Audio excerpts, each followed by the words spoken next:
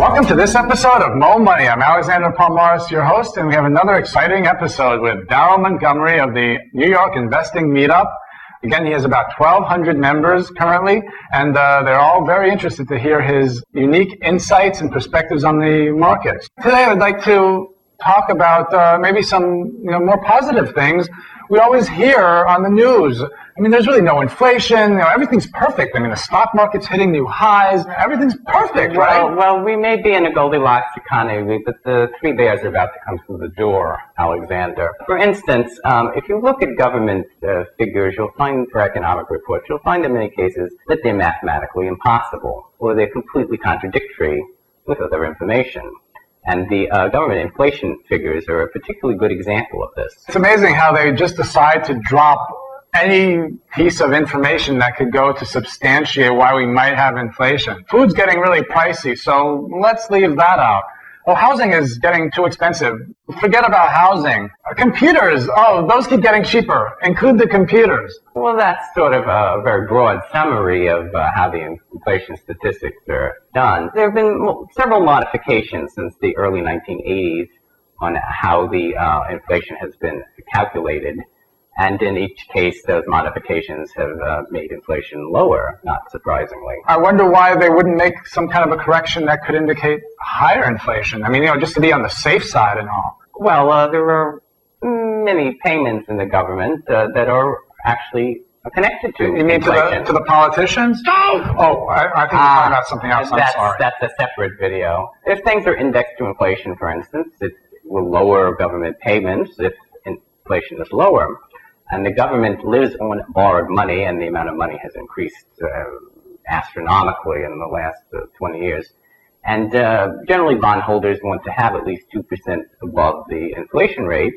So if your official rates are much, much lower, your borrowing costs are much, much lower. Well, of course, there are things that you could say to back up what you're claiming here, that the government doesn't use accurate statistics. I mean, what other things can you show? For instance, if you look at housing prices, you'll see that they went up almost 100% since 1997 and 2006, and that's in constant dollars, which means it's been adjusted for inflation, so that you can assume that's 100% above the inflation rate. But this rise really didn't cause the official reported inflation rates to go up. That's because they made a determination that housing doesn't really count towards inflation. So what makes them wrong? Not exactly what they did. They decided to something called owner's equivalent rent, which means the price of rent for that house. Now, when the housing market is very active, the rental market tends to go down. So even though housing prices were skyrocketing, there was some indication that inflation was decreasing as a result of that. And the true absurdity of this is you have a direct measure. And the government, instead of trying to use that direct measure, chose a substitute measure.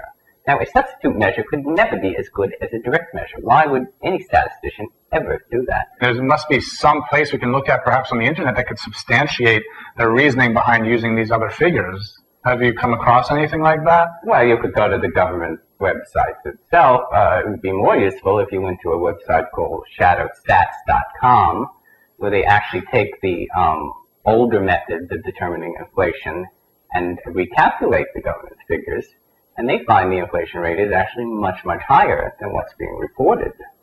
One other thing you could also look at is the price of oil has gone up 400%, and that's basically since 2002. There'd be a lot of more people are just suddenly like oil and vinegar? You can't say that. You will also find, if you look at the statistics, that the price of healthcare went up much faster than the official rate. The price of food went up faster than the official rate. The price of education has gone up faster than the official rate.